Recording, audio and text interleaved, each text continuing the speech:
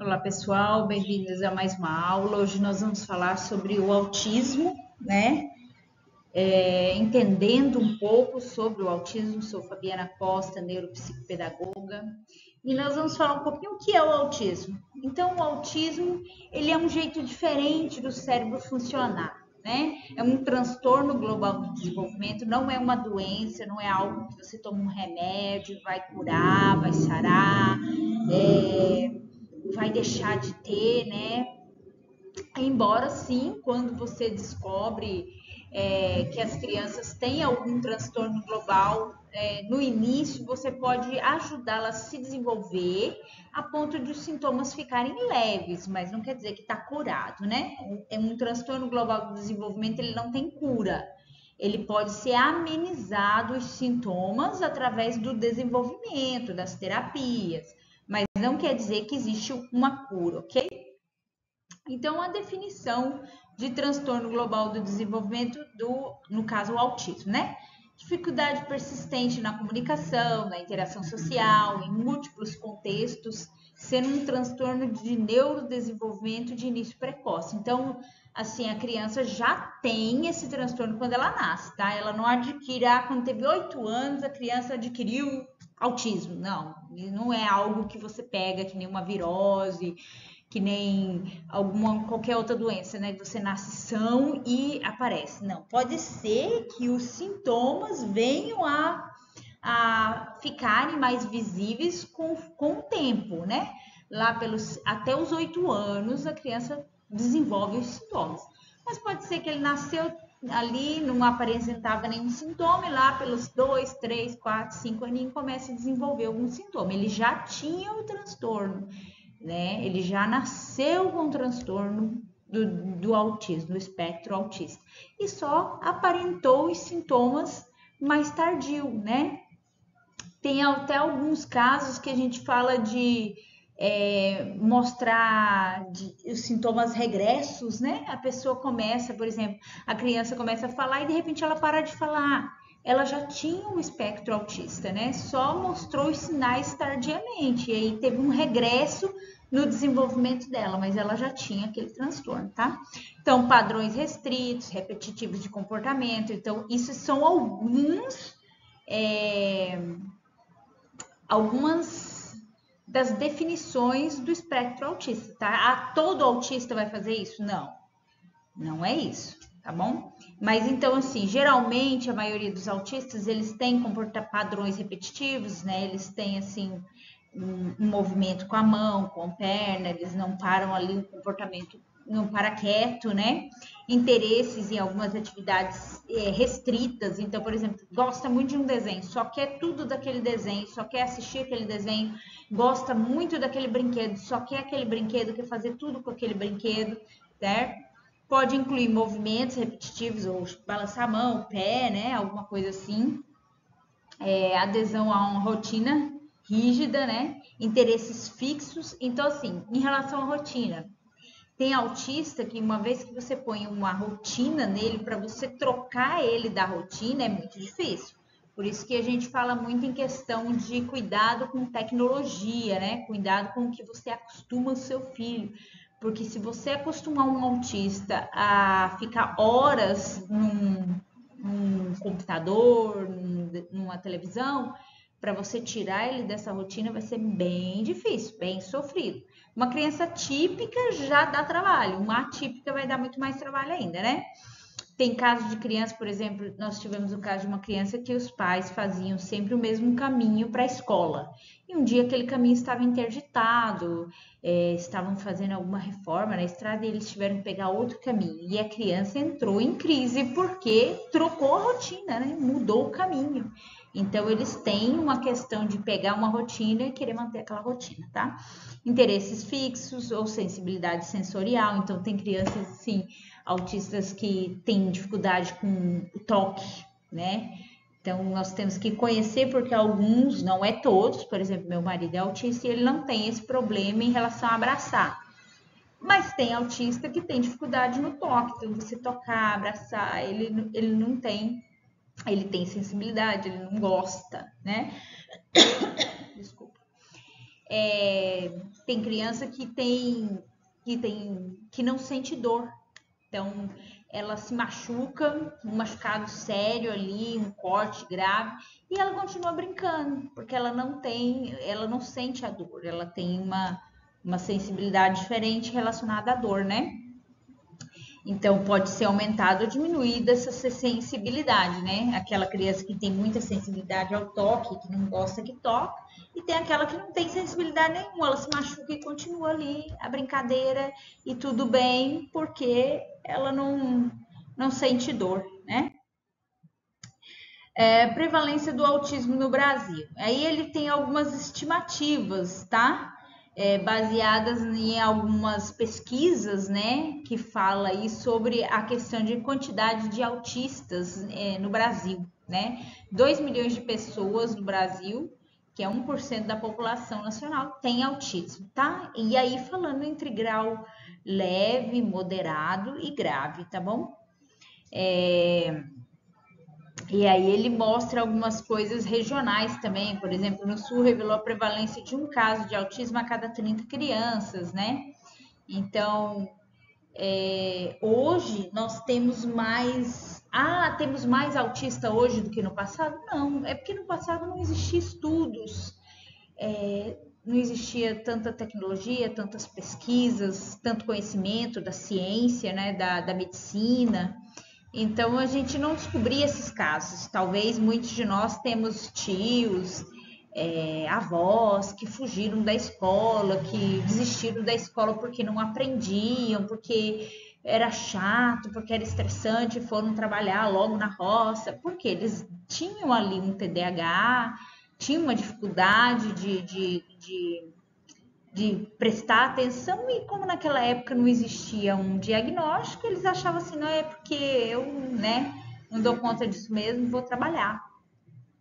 E os casos mais severos, os casos de autismo mais severo, que é o caso não verbal, o caso que a pessoa precisa de auxílio em todas as coisas, eram tratados com o quê? Com loucos, né? Com doentes mentais, e eram todos colocados lá em sanatórios, né?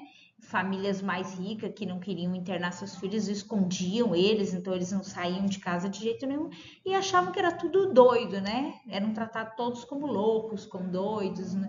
Não tinha uma divisão assim, esse tem uma doença mental, esse tem um transtorno global. Não existia essa diferença. Então, não é que existe mais casos hoje. Talvez os casos tenham até um pouco mais, é possível, segundo as pesquisas, por quê? Uma das causas possíveis, não quer dizer que é essa 100%, tá? Mas uma das causas possíveis de um aumento de crianças com autismo é relacionada à idade dos pais, né? Então, assim, antigamente os pais tinham filhos mais cedo, as mulheres eram mais novas, os homens mais jovens. Hoje, os casais, eles querem se formar, comprar casa, o carro, estabilizar financeiramente primeiro para depois ter filho, e aí eles começam a pensar em ter filhos após os 40 anos, né? E isso já é um caso comprovado, que quanto mais velha a idade dos pais, maior a probabilidade de ter criança com algum transtorno do desenvolvimento, porque assim, o corpo já está mais envelhecido, né? Tudo, a geração daquela criança já é uma geração mais com todos os nossos sistemas ali mais envelhecidos, né? A tendência é de ter realmente alguma falha ali no momento do desenvolvimento daquele embrião, ok? Como reconhecer o autismo? Aqui é outra coisa, tá bom? Não quer dizer que todo autista é assim. Um autista em grau leve, geralmente ele não vai fazer muitas dessas coisas aqui. Por exemplo, o meu esposo, às vezes ele olha nos olhos, às vezes não, né? Ele é um autista leve. Mas um autista moderado para mais severo, geralmente eles não olham nos olhos. Alguns, no caso mais severo, ele não fala, e tem aqueles que falam, mas ele repete, ele tem uma ecolalia, né? Ele fica assim, você fala oi, ele fala oi, você fala tudo bem, ele fala tudo bem. Ele só fica ali repetindo o que você fala. Gosta sempre da mesma coisa, então tem um hiperfoco em alguma coisa. Geralmente a maioria dos autistas tem um hiperfoco em algo. Por exemplo, o hiperfoco do meu marido é escrever livros. Então, ele escreve um livro por semana quase.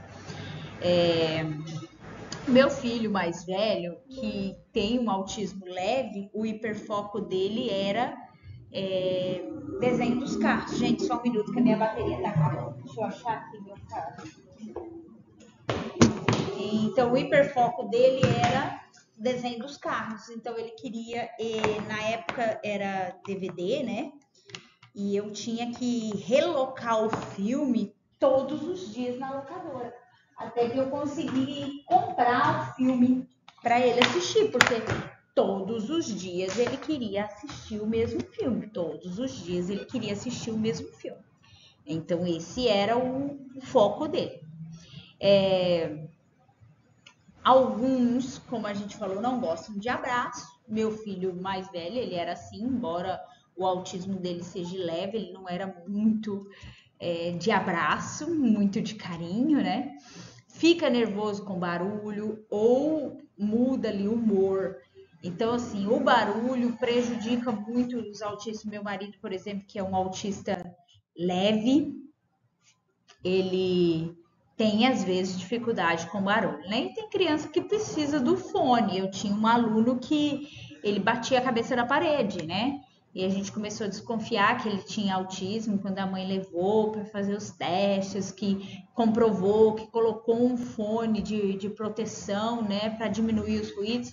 Ele ficou um menino bem mais tranquilo, né? Tem cura autismo? É como a gente falou, não é uma doença.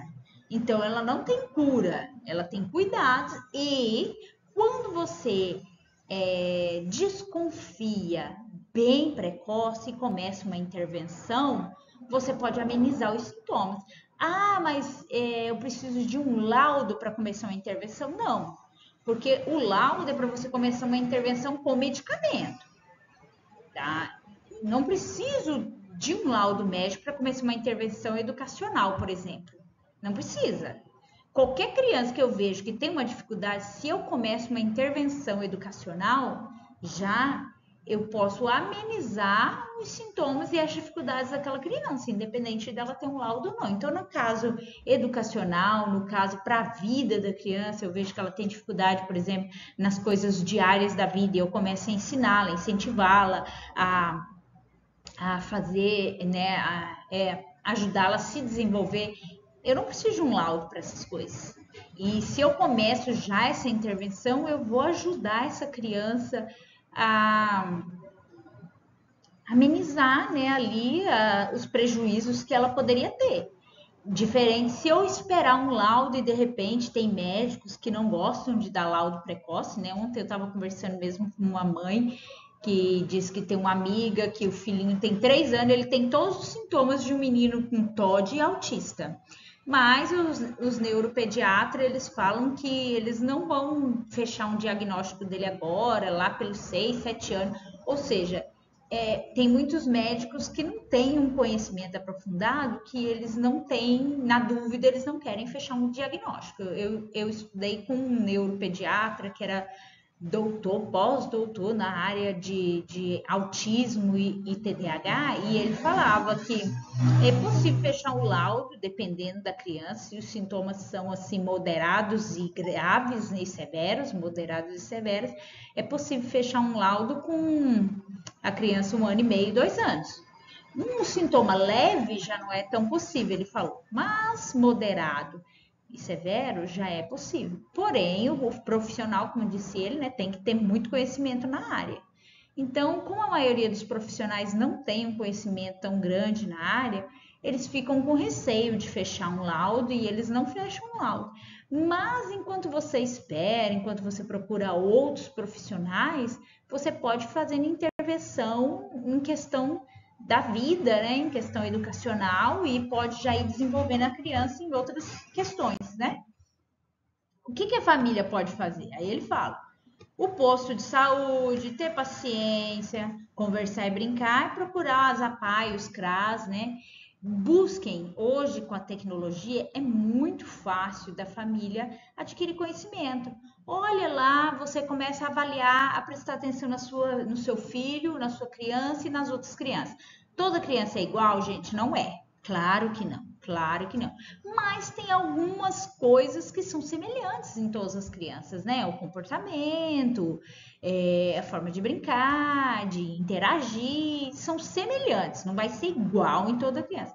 Mas se você vê que seu filho está muito fora do que as outras crianças são, então você já pode desconfiar que ele tem ali alguma dificuldade. Ele não gosta de se socializar. Ele não gosta de brincar com nenhuma outra criança. Não gosta. Ele gosta de brincar sozinho. Ele não faz amizade. Ou ele faz um ou outro coleguinha, raramente. Então ele já tem ali um olhar diferenciado, porque geralmente as crianças, elas gostam de brincar com outras crianças, elas gostam de estar com outras crianças. Todo autista gosta de brincar sozinho? Não, não é. Os autistas leves, a maioria deles fazem amizade, sim, entrosam com outras crianças, brincam, entendeu? Mas é um sintoma característico da maioria dos autistas, principalmente moderado e severo. Não brinca com outras crianças? Já é um alerta. Brinca de forma desfuncional com o brinquedo. Como assim? Ele pega o carrinho, em vez dele empurrar o carrinho, pôr o carrinho para andar, ele vira o carrinho com a roda para cima e começa só a girar a roda. Ele gosta de ficar ali girando a roda. É uma forma desfuncional de brincar com o carrinho. Ele gosta só de enfileirar os carrinhos. Ele não brinca, ele só enfileira. É uma forma desfuncional. Então você já pode começar a pensar que ele tem ali alguma dificuldade. E enquanto você procura um CRAS, um posto de saúde, que eu sei que no Brasil é muito difícil de conseguir esses tratamentos, você já pode ir pesquisando algumas intervenções que você pode fazer com seu filho, educacional e social, né? Que você mesmo pode estar fazendo ali com ele, desenvolvendo ele, para que ele tenha um impacto menor quando ele estiver ali na sociedade, na escola, que o impacto seja reduzido, né? Até você conseguir um laudo, até você conseguir passar num psicopedagogo, passar num psicólogo especialista, né, em autismo, em TDAH, em transtornos globais de desenvolvimento. Lembra, nós temos que procurar, esse também é um grande desafio, a gente tem que procurar especialistas que são voltados para a área. Então, eu não posso ir em qualquer psicólogo levar meu filho, por exemplo. Porque não é qualquer psicólogo que vai conseguir avaliar os transtornos que ele tem. Tem que ser um psicólogo especialista em transtornos globais de desenvolvimento. Se ele não tem essa especialidade, ele não vai conseguir me ajudar. Já o psicopedagogo e o neuropsicopedagogo, todos eles são voltados para a área do transtorno global do desenvolvimento. Então, ele vai conseguir avaliar, mas é a área pedagógica, o prejuízo pedagógico. O prejuízo social é com o psicólogo, né? Aí eu preciso do psicólogo especializado na área de transtorno global do desenvolvimento. Às vezes eles têm problema de fala, eu preciso procurar um fono. E com todos esses laudos, eu preciso ir num neuropediatra ou num psiquiatra infantil. Eles é que vão pegar todos os laudos e vão conferir todos os dados, todas as informações que eu trouxer e que vão realmente dizer se tem ali um transtorno ou se não tem. Só eles podem validar, né? Mas eu preciso chegar num psiquiatra e num neuropediatra com os laudos, né? Ou ir até ele solicitar um encaminhamento para buscar esses laudos. Então, assim, a escola, se a criança já estuda, a escola vai passar um laudo do comportamento da criança, o psicopedagogo vai avaliar a forma educacional, né, o desenvolvimento educacional da criança, o psicólogo vai avaliar o desenvolvimento social da criança, e aí eu vou juntar aqueles laudos e o médico vai fechar, então, o diagnóstico, né? Só o neuropediatra ou psiquiatra infantil é que pode passar algum medicamento. E aí a gente entra naquela questão assim, tem pessoas que têm medo da medicação. Gente, não tenha medo de medicação, tá? Um TDAH, por exemplo, meu filho mais velho é TDAH, só que ele tem o TDAH sem hiperatividade. Então, e como o grau dele é bem leve e a professora, como eu falei na primeira aula, a professora desconfiou que ele tinha alguma dificuldade Já no jardim da infância, e eu comecei a estudar para ajudá-lo a aprender, ele tem sintomas muito leves, ele não precisou de nenhuma medicação. Porque ele consegue ficar quietinho. Às vezes o pensamento dele desvia, mas eu comecei a avaliá-lo e descobri que ele aprende vendo. Vendo, ele se concentra. Então, o que eu fazia para ele aprender, para ele estudar? Eu passava vídeos, e aí ele conseguia vídeos curtos, né? Porque quem tem TDAH, ele não consegue se concentrar lá 1 hora em um vídeo. Então, vídeos curtos, com imagens, ele conseguia compreender, processar, e ele aprendia tranquilamente. Agora, já a minha filha caçula, ela é imperativa. Ela tem TDAH, mas ela é imperativa, ela não senta. 2 minutos você faz assim, ó, eu vou ensinar ela, a cada 1 minuto eu falo assim, senta, ela já levantou, ela já tá andando, eu falo, senta, ela já levantou, ela já tá andando. E aí ela troca de assunto no meio da explicação, ela desvia a atenção, ela olha para um bichinho que tá voando. Então, dessa forma, não aprende. Não adianta, não tem como eu buscar uma outra forma de aprendizado, porque ela não olha, ela não senta, ela não para nem 1 minuto. Então, no caso dela, eu ainda não consegui finalizar, né? Porque eu não consegui achar o neuropediatra aqui na minha região, mesmo particular, é muito difícil achar um neuropediatra. Então, eu não consegui achar um neuropediatra, mas eu acredito que ela vai precisar da medicação, porque ela não vai aprender. Tem 1 ano que eu trabalho a alfabetização com ela e agora que ela conseguiu aprender as vogais, porque ela não senta, porque ela não para, entendeu? E é um prejuízo para ela não tomar o remédio, porque ela nunca vai aprender. Porque ela vai ter uma autoestima muito baixa, porque ela vai se achar burra da escola. E assim, a tendência da criança que tem o transtorno global do desenvolvimento que não é tratado é se sentir burra, é cair em depressão, porque ela é a esquisita da sala. Todo mundo aprende, ela não aprende nada. Todo mundo entendeu, ela não entendeu nada. Então, quando não é tratado, a tendência da criança é cair em depressão. E o TDAH, quando tem a hiperatividade e a impulsividade, já é comprovado, né, por muitos artigos científicos, que muitas dessas crianças, quando chegam na adolescência, elas caem no mundo das drogas, porque elas são imperativas, são impulsivas, elas precisam de algo que dê a adrenalina que elas buscam. E o que faz isso? As drogas, né? Eu tenho um irmão mais velho, que ele é TDAH, mas ele não aceita tratamento, porque assim, ele é mais velho que eu, tem mais de 40 anos, então, quando a gente começou a estudar, quando eu comecei a estudar sobre o assunto, ele já era mais velho, né? Ele já tinha mais de 30 anos, então, você tratar um adulto e convencer um adulto de que ele tem um transtorno global do desenvolvimento nem sempre é fácil, ainda mais homem. Então, ele não aceita, e ele não trata, mas ele, desde os 16 anos, ele usa drogas.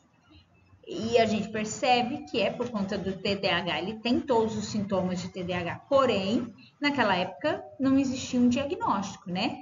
E ele, muito imperativo, impulsivo, precisando da adrenalina, ele buscou nas drogas. Então, assim, quando tem a hiperatividade, é comum, não quer dizer que todos vão fazer, tá? Mas é comum buscarem um alívio da sua adrenalina nas drogas. Por isso que a gente precisa tratar. E geralmente os imperativos, impulsivos, são mais os meninos do que as meninas. Mas não acontece, então em menina acontece. A minha é imperativa. Mas é mais raro as meninas serem imperativas. É mais comum os meninos serem imperativos. Por isso que às vezes o diagnóstico nas meninas demora mais. Por quê? Porque ficam quietinhas na sala, a professora acha assim, é uma santa, faz tudo, né? Mas ela não tá prestando atenção em nada, ela tá ali voando, a mente dela tá em outro lugar, né? Aí só com o passar do tempo, com as provas, percebe que não aprende, que vai perceber que tem ali alguma dificuldade. No meu caso foi o inverso, meu filho era assim. Só que a professora dele do jardim era uma senhora já. Ela tinha muitos anos de experiência, ela já era aposentada como pedagoga e ela trabalhava na escola do filho. Ali era a escola do filho dela e ela dava aula na escola do filho dela. Então ela já tinha muito conhecimento. E ela levantou a suspeita de que ele tinha alguma dificuldade. Ela prestou atenção nele. Os outros professores, nenhum perceberam aquilo. Porque não era uma coisa muito falada ainda em 2007, 8, 9, 10, não era uma coisa assim muito falada. E então, mas ela, como era uma professora mais vivida, ela percebeu isso, né? E os outros professores não perceberam isso. E graças a ela me alertar, eu comecei a estudar e a desenvolvê-lo pedagogicamente em casa, que amenizou ali os sintomas. Como ele não era imperativo, foi mais fácil, ok? Conversar com a escola, pedir um relatório da escola, né? E aí existe alguns direitos no Brasil para as pessoas que têm transtorno global do desenvolvimento. Não é muito fácil de você ir atrás desses direitos, mas é possível. Através do CRAS, tá? Principalmente quem tem Bolsa Família, consegue mais fácil, né? Em relação a apoio na escola, a escola pública ela dá maior apoio do que as escolas particulares, viu? É uma dificuldade maior você conseguir, por exemplo, um professor de apoio numa escola particular. Geralmente a escola particular quer que você pague a mais para ter aquele professor de apoio, que é um direito da criança, né? Já na escola pública não, você entra lá na Secretaria de Educação, faz uma solicitação, às vezes quando é preciso no Ministério Público e eles colocam, né, esse professor de apoio. Não é uma regra, assim, toda escola particular é difícil, mas muitas das escolas particulares que eu conheci, era muito difícil você conseguir um apoio em relação às crianças que precisavam de um auxílio. Tem o BPC, que é um salário mínimo que é pago, né, para essas crianças que têm esses transtornos globais de desenvolvimento, que a mãe ou o pai ou alguém da família precisa ficar em casa cuidando, né? Precisa de uma atenção especial, então você consegue esse BPC. Tem atendimento preferencial, né? Tem a carteirinha de autista com o CID. Eu acho muito interessante vocês sempre colocarem essa carteirinha nas crianças quando elas têm um transtorno global. Muita gente às vezes pensa assim, mas vai taxar meu filho. Não, não vai taxar, vai ajudar. Porque você tem uma criança na escola que você não sabe que ela tem um transtorno global. Imagina, eu trabalhei na maior escola do estado de Goiás, maior escola municipal do estado de Goiás, ela tinha mais de 1.000 alunos nos 3 turnos. Como é que você vai conhecer todos os alunos de uma escola, por exemplo, a coordenação que pega aí turno manhã, tarde, como é que ela conhece todos os alunos da escola? Ela não conhece. E aí, às vezes, você vê um aluno, por exemplo, eu tive um caso assim, da coordenadora tomou o fone de ouvido de uma criança. Né? Ela está em aula e está com fone de ouvido. Mas ela não sabia que a criança era autista. Ele não estava com a carteirinha de autismo. Então, ela achou que ele estava ali ouvindo música, em vez de estar estudando. E aí eu falei para ela, não, ele é autista, ele usa o fone para abafar os ruídos, né, o barulho, porque ele tem sensibilidade ao barulho. Então, quando o seu filho tem a carteirinha identificando, ele é mais fácil até para as pessoas terem um pouco mais de tolerância, de paciência. Por exemplo, o autista, a maioria deles, eles entendem tudo literal. Então, não faça uma piada de duplo sentido com o autista, que dificilmente ele vai entender. É todos? Não, mas a maioria não vai entender. Meu marido, por exemplo, não entende. Se eu falar para ele assim, meu bem, eu já te falei 1 milhão de vezes isso, ele acredita que eu falei 1 milhão de vezes. Ele não pensa assim, ela está dizendo que falou muitas vezes e eu não entendi. Não. Ele acredita que eu estou falando que falei 1 milhão mesmo de vezes. E ele pensa, 1 milhão é muita coisa. Ela falou 1 milhão? Entendeu? Na cabeça dele vem 1 milhão de vezes. Então, eles têm esse entendimento literal. Quando você vê um autista com a sua identificação, até as suas palavras você vai tentar explicar de uma forma mais simples, de uma forma mais literal, direta, para ele entender. Porque muitos deles ficam perdidos, né? Por exemplo, em rodas de amigos, porque os amigos fazem lá uma brincadeirinha, fazem uma conversa de duplo sentido e eles não entendem. Às vezes você vai conversar com um autista e você usa, né, duplo sentido e ele não vai entender. Então, isso auxilia a sua criança a ser compreendida dentro da escola. Isso auxilia o professor a saber como lidar. Olha, essa criança, ela tem, então, autismo, eu preciso ser mais claro, mais direto, uma explicação, num trabalho com ela, para que ela possa compreender. ok? Aí, onde você pode buscar ajuda, né? No posto de saúde, na PAI, AMA, CAPS, CRAS, Conselho Tutelar, se precisar, vai nesses órgãos públicos, pede orientação, né? Algumas capitais eu sei que são mais fáceis da gente adquirir o auxílio, né? A ajuda de buscar um laudo, de ter atendimento. Por exemplo, no Pará, eu sei que é mais fácil. As pessoas conseguem mais fácil o atendimento, passar pelo psiquiatra, conseguir um laudo. Já que na Bahia é muito difícil. Até de achar um neuropediatra particular é muito difícil. Então, mas não desistam. Busquem ajuda, vão atrás, porque a criança precisa. Quanto mais anos forem passando e ela continua ali sem um diagnóstico, sem uma intervenção, pior é. Então, vocês vão achar talvez alguns órgãos que façam assim atendimentos solidários, talvez tenha psicopedagogas que façam atendimentos solidários, aquele cartão de todos, não sei se vocês já ouviram falar do cartão de todos, mas o cartão de todos eles têm psicólogo e fono, pelo menos. Tem psiquiatra, mas assim, eu ainda não achei um psiquiatra infantil neles.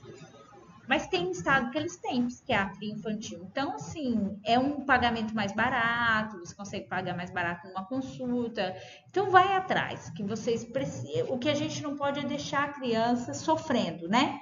Quanto mais os anos passam, maior vai ficando as dificuldades, sem intervenção, pior vai sendo. E aí, como tratar a criança, né? A gente fala lá, falar devagar, às vezes mostrar um gesto, usar desenhos, figuras, música. Percebam como ela aprende. Algumas aprendem vendo, outras aprendem ouvindo, outras aprendem cantando. Elogiar, levantar essa autoestima dela, né? Não, você vai conseguir, não, você consegue, você é capaz, sim, você só tem um pouquinho mais de dificuldade que o colega, porque elas começam a se comparar, né? Meu colega já aprendeu, eu não. Mas é normal, todo mundo tem o seu tempo. Quem diz que você é igual a todo mundo? Não, tem outros colegas também que têm dificuldades, é assim mesmo, mas você aprende, né?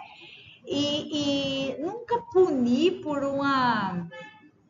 Ah, porque não aprende, né? E nunca dizer que é burro. Ninguém é burro. Todo mundo aprende alguma coisa, né? Se ela aprendeu ali a falar, a se vestir, a amarrar um cadastro, ela aprende. Então ela não é burra, ela aprende algo, né? E sempre levantar a autoestima das crianças, porque eles têm uma tendência a ter baixa autoestima. E se eu incentivar, nossa, você não aprende mesmo, nossa, como você é burro, a tendência é eles acreditarem naquilo. Então eu nem vou tentar, porque eu realmente sou burro. Né? Os marcos do desenvolvimento. Então agora a gente vai falar dos marcos que é o normal das crianças ter nessa faixa etária.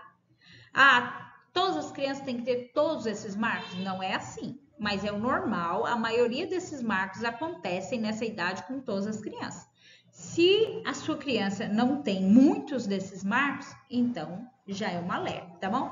O que a criança desenvolve do 0 a 1 ano? Ela começa a sorrir, ela já olha nos olhos, balbucia, né? Começa a fazer sonzinho, senta, depois começa a levantar, ficar de pé. Nem todo mundo anda com 1 ano, mas já começa a ficar de pezinho, né? Imita sons e gestos. Ah, meu filho não faz isso. Se não faz isso, tem algum problema. Não faz nada disso, a criança tem 1 ano e ela não consegue nem sentar. Ela tem 1 ano, ela não olha no seu olho, ela tem 1 ano, não faz nem um sonzinho. Olha, já tem um déficit aí de desenvolvimento. Já é um alerta para o pediatra, tá? De 1 a 2 anos, fala palavras simples, tem que falar algumas palavras, tá? Aponta para o que ela quer, brinca de faz de conta, gosta de outras crianças. Então a criança não gosta de brincar com ninguém. Ela não consegue criar historinhas, ela nem conversa direito. Eu tive um aluno que ele tinha, a mãe falou que ele começou a falar com 5 anos. Com 5 anos e você não buscou uma ajuda? Não é normal. A criança começa a falar com 1 até 2 anos. Ela não fala nada, então ela já tem um problema ali de desenvolvimento. já pode procurar um médico, né? Dos 2 aos 3 anos. Então, vamos lá. Faz frases curtas. As crianças com 2 a 3 anos, ela já fala: mãe, eu quero comer. Mãe, eu quero tomar banho. Mãe, eu quero assistir desenho. Né? Elas falam frases curtas. Falam errado? Sim, mas falam frases curtas que você compreende. Corre, pula. Sua criança não anda em linha reta. Ela não pula. Ela não corre. Ela é toda molona, desajeitada, vive caindo mais do que consegue andar. Sabe dar nome aos objetos, então ela fala lá brinquedo, comida, né? As coisas mais simples do dia a dia dela, ela fala boneca, bola, não fala nada de nome dos objetos, não obedece a nenhum comando, você manda sentar, ela parece que não entende, você chama, ela não olha para você. É um sintoma típico da criança autista, você chamá-la pelo nome, Esther, e ela não olha. Ela não olha, então ela já tem algum problema ali de transtorno do desenvolvimento, sem dúvida, né? Porque geralmente o bebezinho lá, 8 meses, 9 meses, você chama, ele olha. Se ele não olha, ele já tem algum transtorno ali. Dos 3 aos 4 anos, já fala com clareza, você entende tudo que a criança fala. Ela pode não falar assim 100% clá, clá, flá, né? Mas ela já fala com clareza, você entende o que ela tá falando ali, ela consegue se expressar.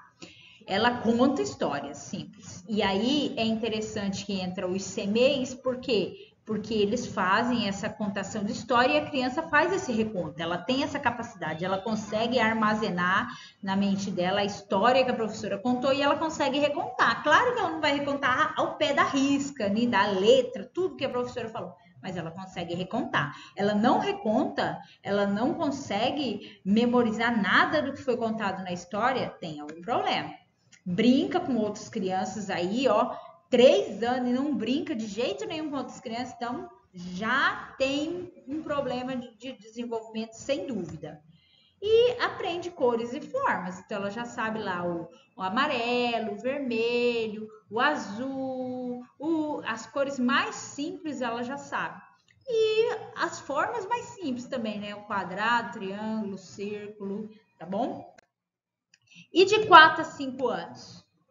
Aí ela já forma frases completas. Ela já tem que falar o pra, blá, fra. A minha tem 6 e não consegue. Então ela vai para fono, porque ela tem dificuldade na fala.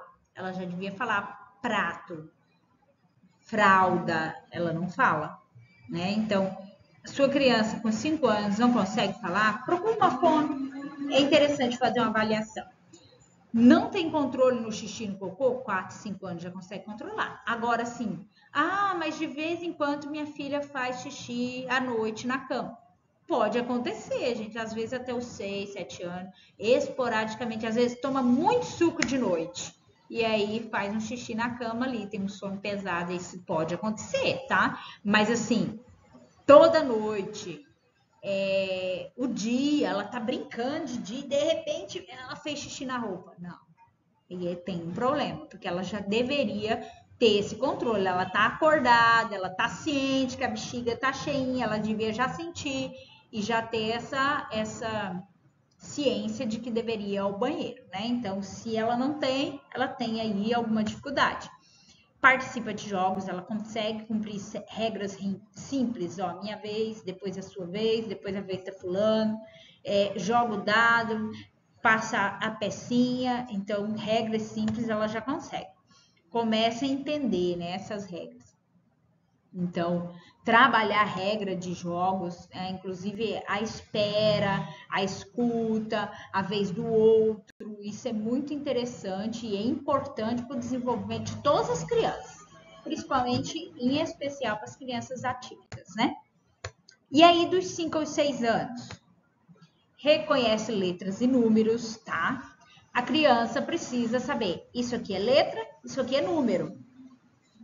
Ela conhece já as vogais, conhece os números de 1 a 10, tá bom?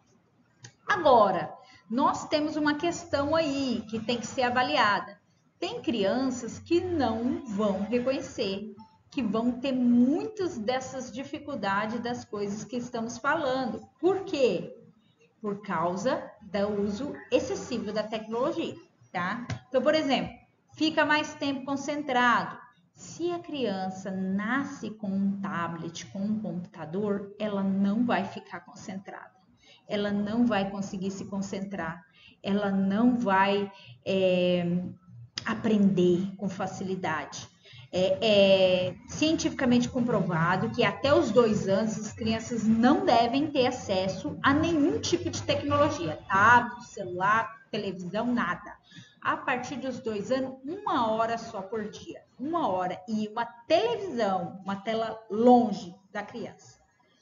Se a criança fica em excesso em tecnologia, o cérebro não vai adquirir o desenvolvimento que precisava.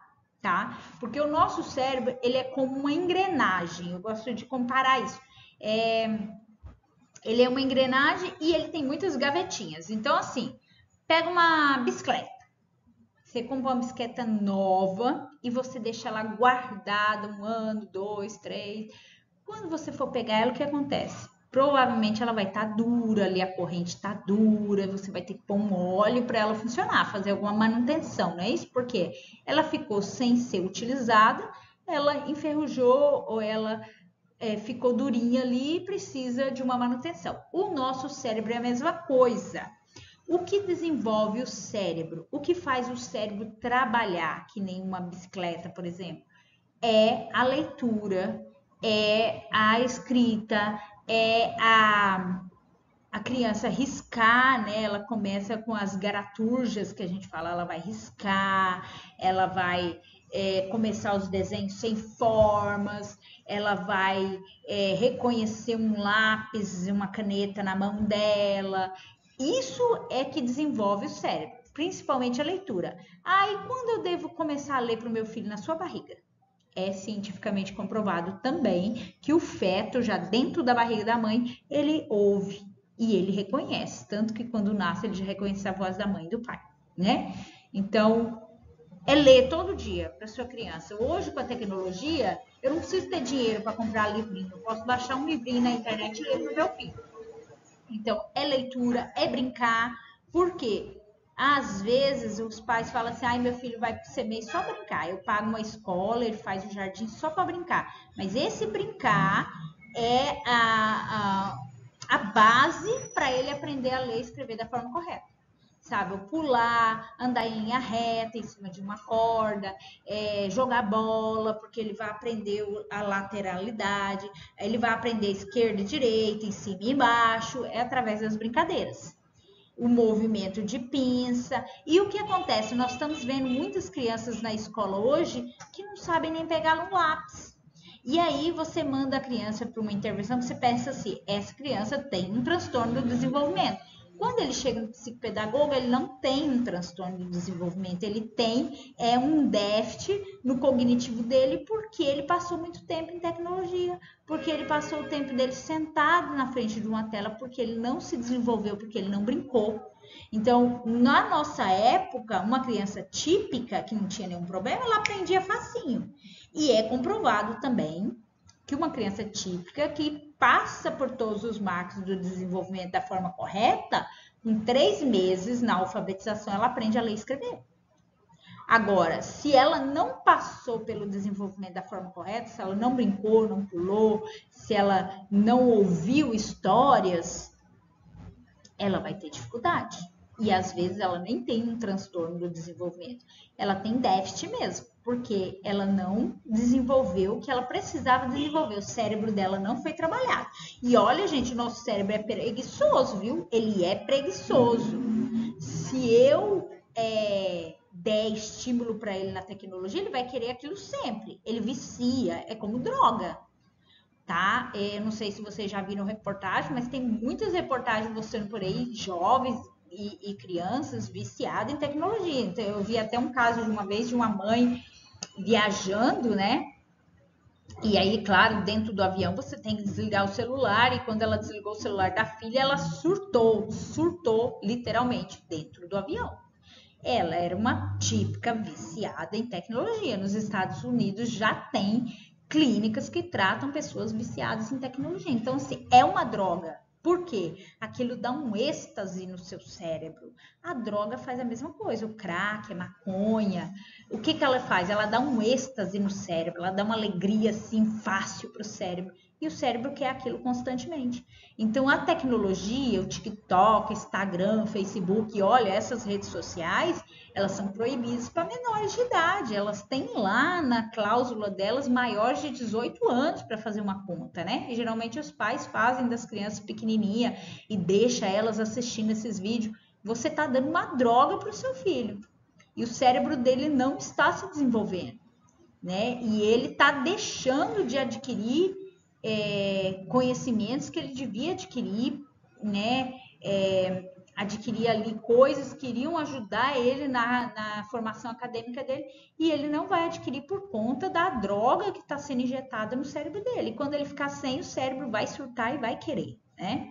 É só pesquisarem os filhos dos homens mais poderosos do mundo, né? Por exemplo, Bill Gates, ele já deu uma entrevista uma vez falando que os filhos dele não ficam em tecnologia, né? Ele, criador da Microsoft, mas os filhos dele não usam constantemente. Por quê? Porque ele quer que os filhos mantenham a mesma sabedoria e inteligência e continue a herança da família, não destrua a herança da família. E ele sabe que a tecnologia viciando os filhos dele iriam fazer os filhos deles perder, né, deixarem de ser aquilo que eles poderiam ser, né? A princesa da França, se eu não me engano, eu não lembro de qual país é a princesa, mas eu vi uma reportagem falando que ela só podia assistir televisão sábado e domingo, não, sexta e sábado, que ela não tinha celular até os 14 anos e que o tempo dela era disponibilizado em trabalhar, em estudar, né? Já moça, ela falava já mais de 3 idiomas, né? Então, nós precisamos mesclar aí a vida dos nossos filhos para que eles possam ter esse desenvolvimento, tá bom? Desenvolve amizade, conta, inventa histórias. Então, dos 5 aos 6 anos,